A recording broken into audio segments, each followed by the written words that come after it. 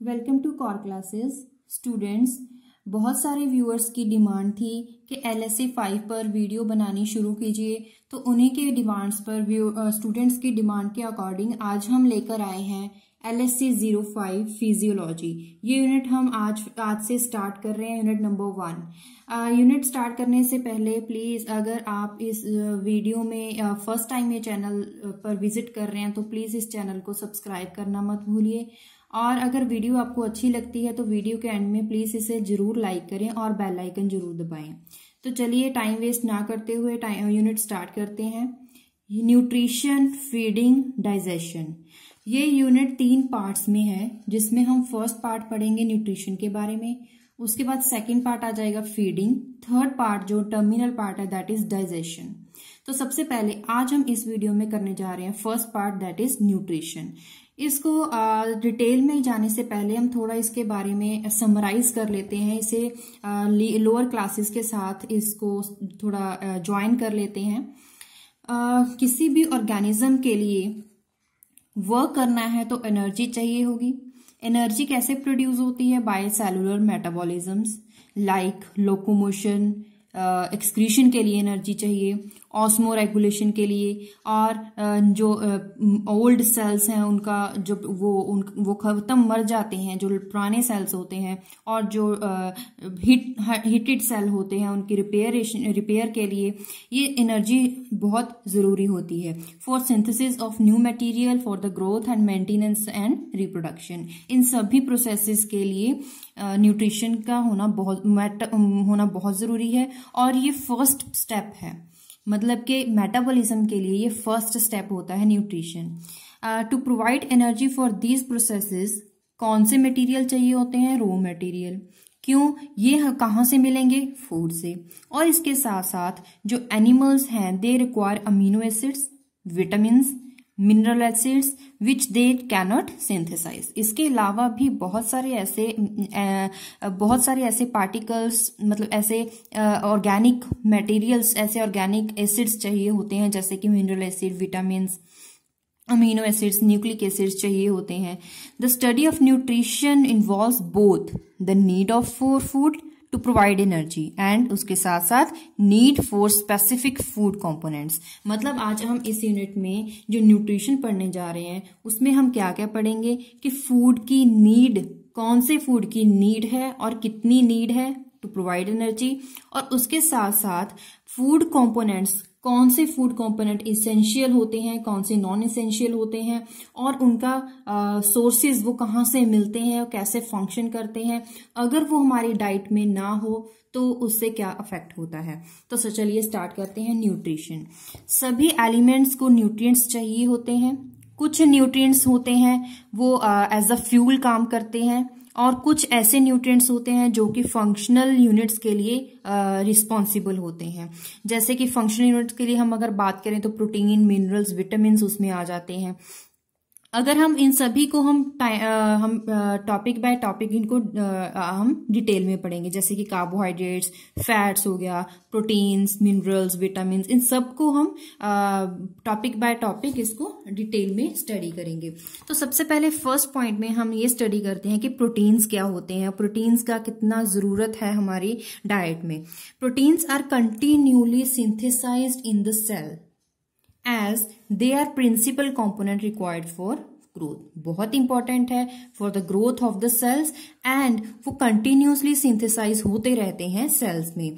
Proteins are composed of, इसमें क्या क्या होता है? अमीनो एसिड्स होते हैं जो कि हमें डाइट में मिल जाते हैं, और कुछ जो इनका परसेंटेज होता है, कुछ प्रोपोर्शन हमें जो बॉडी में अवेलेबल होते हैं प्रोटीन, उनका जब time to time break down होता है उससे भी ये प्रोटीन्स मिलते रहते हैं। अगर इनकी टाइप्स के बारे में बात करें तो एक इसेंशियल अमीनो एसिड्स होते हैं, नॉन इसेंशियल अमीनो एसिड्स। अगर मैं इस अमीनो एसिड्स की बात कर रही हूँ तो इसका मतलब क्या है कि इसमें हम बात करें प्रोटीन्स की। प्रोटीन्स में क्या होता है? एक तो NH2 यूनिट होती है और एक COO कार्बोक्सिलेट आयन की यूनिट होती है, इसीलिए इसका नाम अमीनो एसिड्स भी होता है। तो अगर मैं अमीनो एसिड्स की बात कर रही हूँ तो इसका मतलब हम प्रोटीन्स के बारे में स्टडी कर रहे हैं। इसेंशियल और नॉन इसेंशियल जो अमीनो एसिड्स हैं इसको डिटेल में पढ़ने के लिए जो पॉइंट्स हैं वो मैंने डायरेक्ट डिफरेंस में लिखे हैं, ताकि आपको टॉपिक भी समझ आ जाए और उसके साथ साथ आपको डिफरेंस भी आपको याद हो जाए, क्योंकि अगर ये पेपर पे आएगा तो डायरेक्ट डिफरेंस ही आएगा। Essential amino acids and non-essential amino acids. First point is essential amino acids cannot be synthesized by human body. ये अपने आप सिंथेसाइज नहीं होते हैं। नॉन इसेंशियल अमीनो एसिड जो होते हैं वो ह्यूमन बॉडी में ही सिंथेसाइज होते हैं और must be obtain from daily diet, क्योंकि ये ह्यूमन बॉडी इसको सिंथेसाइज नहीं कर पाती तो हमें ये डेली डाइट में एक्सटर्नली लेने पड़ते हैं। लेकिन यहाँ पे तो इसकी जरूरत नहीं है क्योंकि बॉडी ही इम्यूनो एसिड्स को सिंथेसाइज कर रही है। Known as indispensable amino acids, लेकिन ये डिस्पेंसेबल अमीनो एसिड्स होते हैं। Adults can not synthesize 9 amino acids, लेकिन अगर नॉन इसेंशियल की बात करें तो adults up to 11 amino acids को सिंथेसाइज कर सकते हैं। ये 9 और 11 अमीनो एसिड्स कौन से होते हैं ये मैं आपको आगे टेबुलर फॉर्म में मैं आपको समझाऊंगी। अगर एग्जाम्पल की बात करें इसेंशियल अमीनो एसिड्स में एग्जाम्पल आ जाती है जैसे कि हिस्टिडीन हो गया, आइसोल्यूसिन हो गया, ल्यूसिन हो गया, लाइसिन, मिथियोनिन हो गया, थ्रियोनिन, वैलिन, ट्रिप्टोफन। लेकिन अगर नॉन इसेंशियल की बात करें alanine, cysteine, glutamic acid, glutamine, glycine, proline, serine and tyrosine, बहुत सारी ऐसी एग्जाम्पल्स हैं। और इसी को जब मैंने अभी डिफरेंस कराया था तो मैंने बोला कि जो 9 और 11 अमीनो एसिड्स की बात करी गई है उसे मैंने टेबुलर फॉर्म में लिखा है, एनिमल्स में मतलब कि रैट्स में और ह्यूमंस में।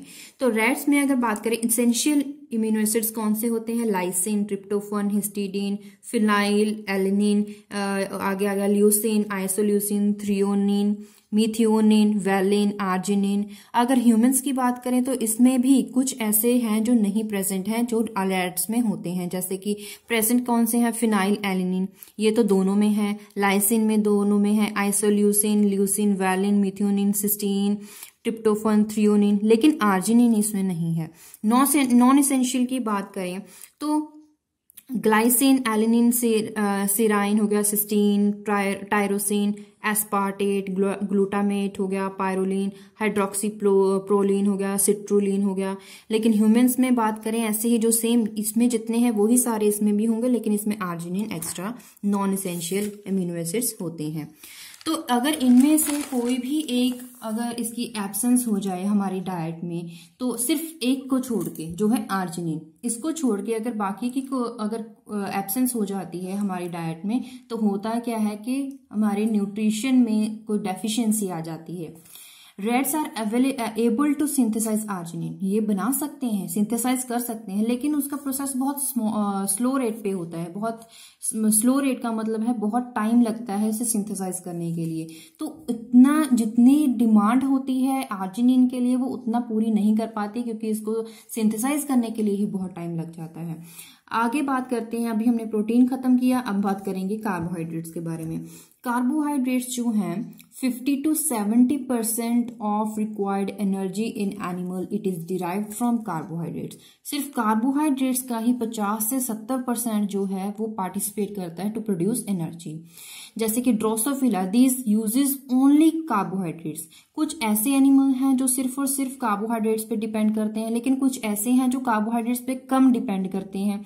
मतलब ये कार्बोहाइड्रेट्स पे डिपेंड ना करके लिपिड्स पे डिपेंड करते हैं। ऐसा बहुत सा रेशियो ऐसे चेंज होता है। जैसे कि अगर मैं बताऊं, ड्रोसोफिला यूज करते हैं सिर्फ carbohydrates as a source of energy, लेकिन अगर लॉकस्ट की बात करें तो ये these are known to use only lipids for their long migratory flights.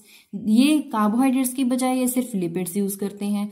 बहुत सारे एनिमल्स ऐसे हैं those use a variety of hexose sugar, जैसे कि फ्रक्टोज, मैनोज, ग्लूकोज, ग्लैक्टोज हो गया। अगर even if no carbohydrates is considered essential, growth of certain animal will be better। मतलब अगर हम बात करें, अगर हम ये मान के चलें कि कार्बोहाइड्रेट्स इतना भी इसेंशियल नहीं है टू प्रोड्यूस एनर्जी, तो फिर भी सब जो कुछ एनिमल्स, कुछ ऐसी स्पीशी हैं एनिमल्स की जो बेटर सर्वाइव कर सकती हैं। लेकिन ऐसा ऐसा है कि उनमें कुछ टाइप्स ऑफ शुगर इसेंशियल है, बाकी नहीं है। जैसे कि एक में ग्लूकोज का ज़्यादा नीड है तो दूसरे में नहीं होगा। ऐसे ये जो है नीड वेरी करती है। जो यंग लॉकस्ट होते हैं, these shows that when dietary sugar was maltose, जब डाइटरी शुगर माल्टोज होगी तो उसकी ग्रोथ मैक्सिमम होगी। लेकिन अगर डाइटरी शुगर में अगर जो कार्बोहाइड्रेट्स नहीं होंगे तो उनकी ग्रोथ मिनिमम हो जाती है। मतलब ये है कि आप ये नहीं बोल सकते हैं कि सिर्फ और सिर्फ कार्बोहाइड्रेट्स की ही जरूरत होती है या ज्यादा सबको एक ही रेशियो में, एक ही परसेंटेज में कार्बोहाइड्रेट्स की नीड होती है। ये वेरी करती है टू एनिमल। लिपिड्स की अगर बात करें, on all the animal tissues contain lipids और fats. These are essential for किसके लिए? इंसुलेशन के लिए, पैडिंग के लिए, स्टीरॉयड के सिंथेसाइज के लिए, हार्मोन्स के सिंथेसाइज के लिए, और these are carriers of fat soluble vitamins. बहुत सारे many animals can live on little or no dietary fat. Without diet जो फैट हैं उसके बेसिस पे भी डिपेंड रह सकते हैं। क्यों? क्योंकि these are formed from proteins and carbohydrates. ये बनते ही कहाँ से हैं?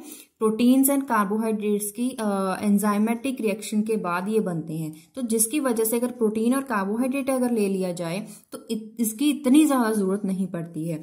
But the synthetic ability of many animals is limited, like fatty acids, cholesterol. अगर कोलेस्ट्रॉल की बात आ जाती है तो ये क्या है? वर्टिब्रेट्स भी सिंथेसाइज करते हैं कोलेस्ट्रॉल, वो भी रेडिली। लेकिन अगर ह्यूमन की बात करें तो इसे भी कंसीडर कर सकते हैं डाइट में। क्यों? क्योंकि ये बहुत इंपॉर्टेंट पार्ट है। It is important factor for the development of atherosclerosis and अगर दूसरा इसका नाम हो तो हार्डनिंग ऑफ आर्टरीज। इसके लिए इसका बहुत ही कोलेस्ट्रॉल का बहुत अहम रोल होता है।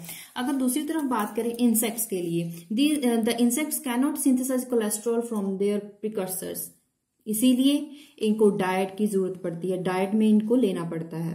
According to studies, rats show 3 fatty acids. कौन से? Linolenic, arachidonic acid. These are not synthesized, therefore they are considered essential fatty acids। मतलब जिनको ये जो फैटी एसिड्स जो ये शो करते हैं, ये तीनों ये इनको essential फैटी एसिड्स की क्लास में डाला गया है। अब बात करते हैं विटामिन। वेरी इंपॉर्टेंट, हमने ये छोटी क्लासेस में भी बहुत बार पढ़ा है, वही हम आगे थोड़ा डिटेल में इसको पढ़ेंगे क्योंकि इसका साइंटिफिक नेम भी, इसके साथ साथ मॉलिक्यूलर फॉर्मूला भी अब इसमें ऐड करेंगे। Animal requires vitamin in small quantities. These function as coenzyme in metabolic reactions. Coenzyme.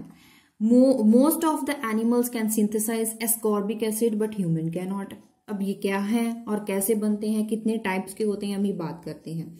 सबसे पहले हम बात कर लेते हैं वो विटामिन जो लिपिड सॉल्युबल विटामिन होते हैं, जैसे विटामिन ए, जिसका फॉर्मूला क्या है? C20, हाइड्रोजन 30 होते हैं, ऑक्सीजन 1 होता है। इसका दूसरा नाम क्या है? एंटीक्सेरोफ्थैल्मिक एसिड, एंटीक्सेरोफ्थैल्मिक। सोर्सेज की बात करें, कहां से आते हैं? Green leaves, carrot, fish liver oil, egg yolk, butter milk. Function क्या क्या है? Maintains integrity of epithelial tissue, need as a part of visual purple in the retina of visual purpose as in the retina of the eye. इसके साथ साथ अगर इसकी deficiency हो जाए फिर क्या इफेक्ट पड़ेगा? Dry cornea, no tear secretion, toad skin, night blindness, growth retardation, growth में रुकावट आ जाएगी। आगे बात करेंगे, अगला लिपिड सॉल्युबल विटामिन है विटामिन डी, जिसका फॉर्मूला है जिसमें कार्बन 28 यूनिट्स, 44 हाइड्रोजन्स, 1 ऑक्सीजन, जिसका दूसरा नाम है एंटी रैकेटिक। इंपॉर्टेंट सोर्सेज क्या है? वही ज्यादातर विटामिन ए के जो ए में है वही है। Fish liver oil, beef fat, exposure of skin to UV radiation. Functions की अगर बात करें, it regulates metabolism of calcium and phosphorus, और कैल्शियम का एब्जॉर्प्शन करवाता है। नॉर्मल ग्रोथ के लिए जरूरत है। मिनरलाइजेशन ऑफ बोन्स के लिए भी इंपॉर्टेंट है। अगर डेफिशिएंसी हो जाए तो क्या होगा? बोन्स जो होती हैं वो हार्ड की बजाय सॉफ्ट होनी शुरू हो जाएंगी। स्पेशली जो वुमेन होती हैं for the Asia, women of Asia, इनमें ये ज्यादातर डेफिशिएंसी देखने को मिली है। ये जो विटामिन आपको बता रहे हैं 1 बाय 1, इनमें क्या होगा, शॉर्ट क्वेश्चन आंसर जो आते हैं पेपर में वो इसमें इसके बेसिस पे आ जाएंगे। इन सभी विटामिन में से कोई एक विटामिन आ जाएगा जिसमें आपको इंपॉर्टेंट सोर्स भी लिखना है, फंक्शन भी लिखना है और डेफिशिएंसी का इफेक्ट भी लिखना है। तो इसीलिए मैंने 1 बाय 1 विटामिन के ऊपर ऐसे हेडिंग डाल के लिखा है, ताकि आपको अलग से अगर आ जाए तो आपको इसको ढूंढना आसान हो जाएगा और आपको नोट्स बनाने में भी इजी होगा। नेक्स्ट इज विटामिन ई, जिसका दूसरा नाम है टोकोफेरल। फॉर्मूला है 20 यूनिट्स होगी कार्बन की एंड H50O2। सोर्स इसका है green leaf, wheat germ oil, fats, meat, milk. और इसका फंक्शन अगर देखें, इट एक्ट एज एंटीऑक्सीडेटिव, और दूसरा ये मेंटेन करके रखता है इंटेग्रिटी ऑफ मेम्ब्रेन्स। डेफिशिएंसी हो जाएगी तो क्या होगा, sterility in male fowls and rats, degeneration of testis में जनरेशन होने में प्रॉब्लम हो जाएगी, प्रेगनेंसी में प्रॉब्लम हो सकती है, पैरालिसिस हो सकता है, muscular dystrophy in young animals. Next is vitamin K, जिसका मॉलिक्यूलर फॉर्मूला है C31H46O2। दूसरा नाम anti hemorrhagic and sources are green leaves, certain bacteria. Function जहां पे इसका विटामिन के आ जाएगा उसका एक ही मेजर फंक्शन है, that is clotting, blood clotting, essential to production of prothrombin in liver. And दूसरा इसका मेन काम है वो है ब्लड क्लॉटिंग। ये इट इज वेरी इंपॉर्टेंट। अगर विटामिन के की थोड़ी सी भी डेफिशिएंसी हो जाए तो ब्लड जो है वो बहता रहता है, उसकी क्लॉटिंग होनी मुश्किल हो जाती है। डेफिशिएंसी क्या हो जाएगी, देखिए, blood fails to clot, blood की क्लॉटिंग नहीं होती है। वाटर सॉल्युबल विटामिन कौन से होते हैं, अभी तक हमने फैट सॉल्युबल किए हैं, ये वाटर सॉल्युबल कौन से हैं। First is B complex, thiamine B1, जिसका मॉलिक्यूलर फॉर्मूला गिवन है। सोर्सेज की बात करें, yeast, germs of cereals, for example wheat, peanut, root, egg yolk, liver, meat. Function क्या है, कार्बोहाइड्रेट मेटाबॉलिज्म करवाता है। दूसरा as coenzyme in pyruvate metabolism. Deficiency की बात करेंगे तो क्या होगा, on diet high in polished rice, बेरी रोग जो है। दूसरा loss of appetite with loss of tone and reduced motility in digestive tract. दूसरा nerve inflammation of the birds. So ये अगर इसकी कमी हो जाए तो humans as well as animals दोनों पे अफेक्ट हो सकता है। B2 riboflavin. सोर्सेज वही ग्रीन लीव्स, एग योक हो गया, मिल्क हो गया, लीवर, यीस्ट। फंक्शन क्या है, ग्रोथ के लिए इंपॉर्टेंट है। दूसरा forms prosthetic group of FAD enzymes, और this is act as electron transport system. Deficiency होगी तो inflammation of cracking of corners of the mouth, मतलब आपके लिप्स के आसपास वो लिप्स जो फटने शुरू हो जाते हैं, जो लिप्स के कॉर्नर्स होते हैं वहां पे जख्म होने शुरू हो जाते हैं। डाइजेस्टिव डिस्टर्बेंस हो सकती है जिससे, और दूसरा yellow liver of dogs, it is very famous. So curled toe paralysis of chicks, cataract हो सकता है। निकोटिनिक एसिड या फिर नियासिन इसका दूसरा नाम है। सोर्सेज जो इसके हैं वो कौन से, ग्रीन लीव्स तो है ही, उसके साथ साथ एग योक है, मीट है, लीवर, यीस्ट, व्हीट जर्म, ये ज्यादातर इसमें कॉमन है, इसीलिए आपको याद रखने में इजी हो जाएगा। फंक्शन क्या है, it forms active group in nicotinamide adenine dinucleotide which function in dehydrogenation reactions. और डेफिशिएंसी अगर हो जाए तो स्वाइन फ्लू आपने सुना होगा, मेन इसका आपको एक ही याद रखना है, और दूसरा ब्लैक टंग इन डॉग्स। ये दो आपको मेजर इसमें याद रखने हैं। दूसरा फॉलिक एसिड। फॉलिक एसिड तो आपने बहुत जनों ने सुना होगा, फॉलिक एसिड की टैबलेट लोग अक्सर खाते हैं। सोर्सेज इसके क्या हैं, ग्रीन लीव्स हो गया, liver, soybean, yeast, egg yolk. दूसरा फंक्शन की बात करें तो it is essential for growth and formation of blood cell, very important. Coenzyme involve in transfer of single carbon unit in metabolism में हेल्पफुल है। Deficiency हो जाए तो क्या होगा, खून की कमी हो जाएगी, हेमरेज हो सकता है, reduction in cellular element of bloods in the monkey specially, और ग्रोथ कम होगी। एंड एनीमिया किस में हो सकता है, चिक्स में हो सकता है, रैट्स में हो सकता है। पेरिडॉक्सिन B6, ये सोर्स इसके यीस्ट हो गया, grains, meat, egg, milk, liver. And अगर दूसरा बात करें फंक्शन की, present in tissue which serves as coenzyme intertransamination and decarboxylation of amino acids. amino acids में CO2 यूनिट, COO यूनिट्स को खत्म करता है, मतलब बाहर निकालता है. डेफिशिएंसी अगर हो जाए तो एनीमिया हो सकता है डॉग्स में, पिग्स में, और पैरालिसिस हो सकता है और ग्रोथ कम हो जाती है. Next is pantothenic acid. Sources वही सेम, और पीनट्स, एग योक हो गया, मिल्क हो गया. फंक्शन की बात करें, it forms coenzyme A which catalyzes transfer of various carboxylated groups and also it functions in carbohydrate and lipid metabolism. तो आपको इस एक ही याद रखना है कि it is helpful in lipid metabolism and carbohydrate metabolism. Deficiency हो गई तो क्या हो जाएगा, ये आप इजीली याद रख सकते हैं कि जो ब्लैक रैट होते हैं उनकी जो फर होती है उसका कलर चेंज होना स्टार्ट हो जाता है. ये इफेक्टिव एक इंटरेस्टिंग डेफिशिएंसी है, इसीलिए आपको याद हो जाएगा easily. Biotin, vitamin H, sources वही सेम है, इन सभी के सेम है. फंक्शन की बात करेंगे, essential for growth, carbon dioxide fixation के लिए, फैटी एसिड्स के लिए, ऑक्सीडेशन एंड सिंथेसिस के लिए. डेफिशिएंसी हो गई तो क्या हो जाएगा, thickness of skins of rat and chicks, perosis in birds. Cyanocobalamin, ये जो है इसका फॉर्मूला है B12. B12 कैप्सूल अक्सर लोग यूज करते हैं. लीवर, फिश, मीट, एग, ये सभी सेम है. और फंक्शन की बात करें, formation of blood cell, growth, ये कॉमन है, तो आप ये 2 पॉइंट्स तो याद रख सकते हैं, सभी में लिख सकते हैं. डेफिशिएंसी होगी तो एनीमिया हो जाएगा, यंग एनिमल्स की ग्रोथ नहीं होगी, वेस्टिंग डिसीज इन रूमिनेंट्स, एस्कॉर्बिक एसिड. सोर्सेज, जितने भी विटामिन सी फ्रूट्स हैं, वेजिटेबल्स हैं, उनमें सभी में एस्कॉर्बिक एसिड होता है. Maintain integrity in capillary walls and involve in the formation of intracellular cement. अगर इसका डेफिशिएंसी हो गया तो स्कर्वी रोग हो सकता है. अब बात आ जाती है मिनरल्स एंड ट्रेस एलिमेंट्स. ये मिनरल्स एंड ट्रेस एलिमेंट्स की अगर बात करें तो very very important, like vitamins. इसको 1 by 1 में डायरेक्ट टॉपिक्स में आऊंगी.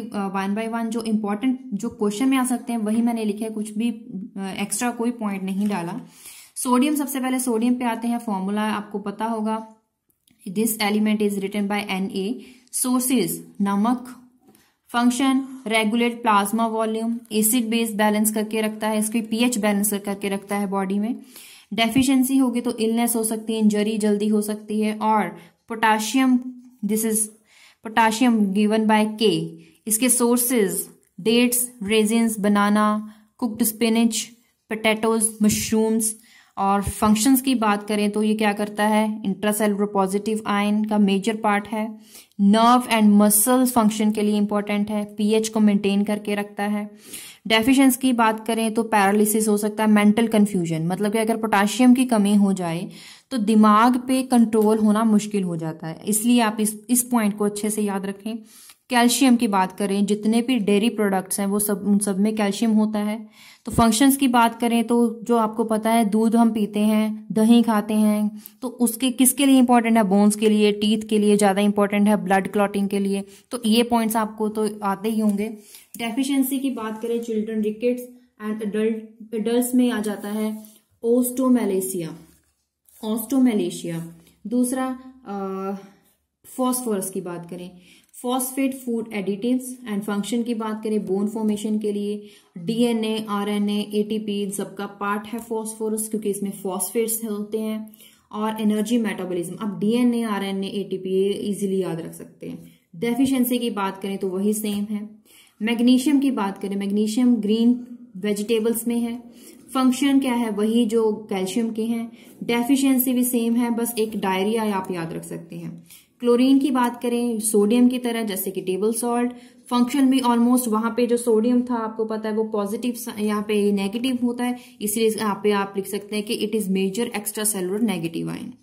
ऑस्मोटिक प्रेशर को, अच्छा प्रेशर को मेंटेन करके रखता है, एसिड बेस बैलेंस करके रखता है. स्टमक एसिड जो प्रोड्यूस होता है, HCl प्रोड्यूस होता है, उसके लिए इसको ये क्लोरीन मेजर पार्ट है, आपने 10th क्लास में भी पढ़ा होगा. डेफिशिएंसी की अगर बात करें, infants fed on salt free formula, secondary to vomiting, renal disease हो सकते हैं. अब बात करते हैं ट्रेस एलिमेंट्स की। Trace element iron, iron cookware it is a source and functions. Function क्या है आयरन का? मेन इंपॉर्टेंट हीमोग्लोबिन में, it is a carrier component of hemoglobin, और अगर ये ना हो तो क्या हो जाएगा? खून की कमी हो जाएगी। कॉपर की बात करें तो functions needed to make hemoglobin, sorry यहाँ पे सोर्सेज नहीं लिखे हैं, बोन पार्ट ऑफ साइटोक्रोम, और इसके सोर्स ज्यादातर वही हैं जो आयरन की हैं। डेफिशिएंसी वही है जो आयरन की है। आयोडीन की बात करें, आपको पता है आयोडीन की कमी, सोर्सेज तो आप अच्छे से जानते हैं। अगर ये आयोडीन की जो है ये component, it is a component thyroid hormone, और डेफिशिएंसी ना हो तो क्या हो जाएगा? ग्लिटर हो जाएगा, जो गले में बड़े बड़े ग्लिटर्स बन जाते हैं। मैंगनीज की बात करें, फंक्शन वेरी वेरी इंपॉर्टेंट जो बिल्कुल नया है, that is urea formation. Manganese it is needed in urea formation, ये मेन इंपॉर्टेंट पॉइंट। दूसरा आपने ग्लाइकोलिसिस सुना होगा, सिट्रिक एसिड साइकिल सुना होगा, उसमें ये मेजर पार्ट होता है।